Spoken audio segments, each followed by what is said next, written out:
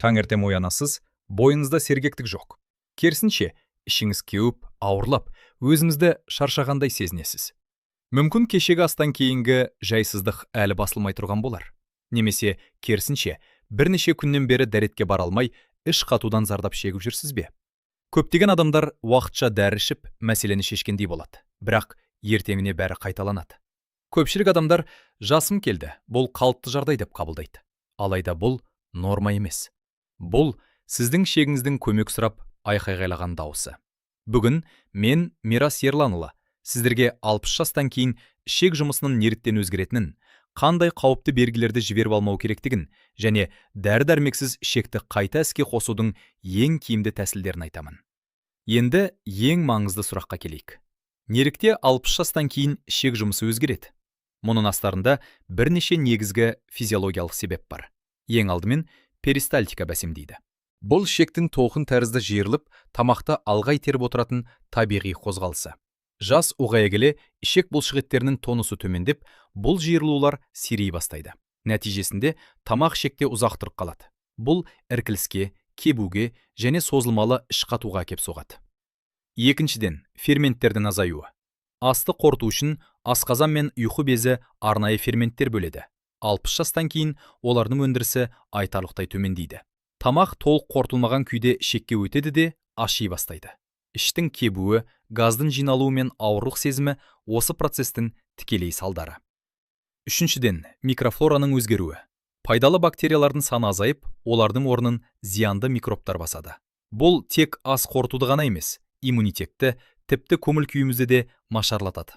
Неге десеңіз, бақыт гормоны ретінде белгілі серотониннің 90% дәл осы ішекте өндіріледі.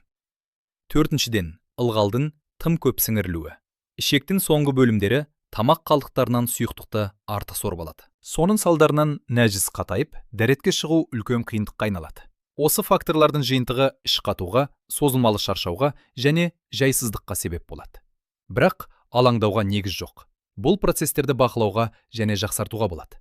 Ол үшін кек дұрыс әдістерді қолдану қажет. Көпшілігіміз мән бермейтін, бірақ ішектің көмек сұраған сигналдарына тоқталайық.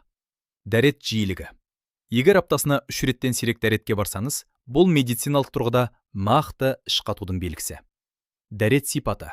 Дәрет кезінде қатты күш салу, нәжістің тым қатты немесе бөлшектелген, қойдың құмалағы сияқты болуы ішектің сұйықтықты шамадан тыс сорып алып жатқанын білдіреді. Метеоризм. Тамақтан кейін іштің бірден кебуі мен газдың жиналуы, ферменттердің жетіспеушілігі немесе микрофлораның бұзылуының айқын нышаны. Ауырлық сезімі. Іштің үнемі толып тұруы. Тамақтың қалыпты жылдамдықпен жылжымай, кептеліс түзілгенін көрсетеді. Созылмалы шаршау. Тіпті ұйқыңыз қанса да, бойымыздағы ауырлық пен әлсіздік кетпесе, бұл ішектің токсиндерге толып, жалпы денсаулыққа әсер ете бастағаны. Егер осы белгілермен қатар келесі жағдайлар байқалса, дереу дәрігерге көрінуіміз қажет. Нәжісте қанның болуы. Себепсіз күрт салмақ тастау. Іштің бір нүктесіндегі тоқтаусыз өткір ауырсыну. Бұл белгілер кезек күттірмейтін медициналық тексерісті талап етеді. Егер мұндай асқынулар болмаса, ішек жұмысын өз бетімізше реттеуге болады. Енді ең маңызды бөлімге, шынымен жұмыс істейтін, қауіпсіз әрі табиғи тәсілдерге көшеміз. Бірінші, су. 60 жастан кейін организмде шөлдеу сезімі төмендейді, бірақ суға деген қажеттілік азаймайды. Су жетіспесе, ішектегі қалдықтар қатайып, кептеліс түзеді. Салмағыңыздың әр килограммына 30 мл су ішіңіз. Таңертең оянысымен бос асқазанға 1 стақан жылы су ішіңіз. Бұл ішек рецепторларын оятып, перистальтиканы іске қосатын ең тиімді сигнал. Екінші, кептірілген өрік. Бұл табиғи жұмсартқыш. Кешке 5 дана өрікті 1 стақан суға салып қойыңыз. Түнде ол суға сорбит пен дифизин бөледі. Таңертең өрікті жеп, суын жылтып ішіңіз. Сорбит ішекке суды тартып, дәреттің жұмсақ шығуын қамтамасыз етеді. Үшінші, зығыр дәні, яғни семенәліна. 1 ас қасық зығыр дәнін 1 стақан қайнаған суға салып, түнге қалдырыңыз. Таңертең пайда болған кілегейлі суды дәнімен бірге ішіңіз. Зығыр ішек қабырғаларын жұмсақ тазалап, тамақтың жылжуын жеңілдетеді. Төртінші, сұлы киселі. 2 ас қасық сұлы кепегін, орысша аксиановые отруби, 300 мл қайнаған суға салып, 1 сағат демдеңіз. Бұл сұйықтық ішек қабырғасын ақырын орап, қабынудан қорғайды және химиясыз-ақ жұмысын реттейді. Бесінші, тірі бактериялар. Кефир мен табиғи йогурт ішектің басты досы. Бірақ бактериялар аш қалмау үшін оларды тамақтандыру керек. Ол үшін рационыңызға сарымсақ, пияз және көкөністерді қосыңыз. Бұлар пребиотиктер, яғни пайдалы бактериялардың асы. Алтыншы, киви. Зерттеулер бойынша киви ішектің қозғалысын кез келген жемістен жылдамдатады. Ондағы актинидин ферменті ақуызды ыдыратады. Күніне 2 киви жесеңіз, айырмашылықты 2-3 күнде сезесіз. Егер жақсы жуылған болса, қабығымен жеген тіпті пайдалы. Жетінші, дұрыс талшықтар. Шикі қырыққабатпен бұршағышты кептіруі мүмкін. Сондықтан 60 жастан кейін оларды пісіріп, бұқтырып, немесе буға дайындап жеген абзал. Алманы да пеште пісіріп жесеңіз, оның құрамындағы пектин ішекті жұмсақ тазалайды. 8. Қозғалыс, яғни ішек гимнастикасы. Ішек бұл бұлшық ет. Сіз қозғалмасаңыз, ол да ұйықтап қалады. Күніне 30 минут жаяу жүру перистальтиканы тікелей ынталандырады. Таңертең жатып ішті айналдыра сипау немесе тізені құшақтау жаттығулары ішкі мүшелерді оятуға көмектеседі. 9. Дұрыс қалып. Бұл өте маңызды деталь. Кәдімгі дәретханада отырғанда тік отыру ішектің шығар жолын қысып бастайды. Аяғыңыздың астына 15-20 см биіктіктегі кішкене орындық қойыңыз. Тізе жамбастан жоғары тұрғанда ішек түзуленіп, дәрет шығару процесі табиғи әрі жеңіл болады. Тек пайдалы әдеттерді қосу жеткіліксіз. Сонымен қатар, ішек жұмысын тежейтін кедергілерден арылу керек. Мына өнімдерді шектеңіз. Ақ нан мен жоғары сұрыпты ұн өнімдері. Бұл өнімдерде талшық жоқ, тек жылдам крахмал ғана бар. Олар ішекте желім сияқты жабысып, ашу процесін тудырады. Қуырылған ауыр тағамдар. Шамадан тыс май ішекте ұзақ іркіліп, газдың жиналуына және ас қорытудың бұзылуына келеді. Кешкі астың уақыты. Сағат 7-тен кейін тамақтанбауға тырысыңыз. Түнде ішек жұмысы баяулайды. Сондықтан кеш желінген ас өңделмей, таңертеңгі ауырлық пен ісінудің басты себебіне айналады. Сусыз талшық. Егер сіз кебек немесе көкөніс жеп, бірақ суды аз ішсеңіз, талшықтар ішекте тастай қатып, іш қатуды одан ары ушықтырады.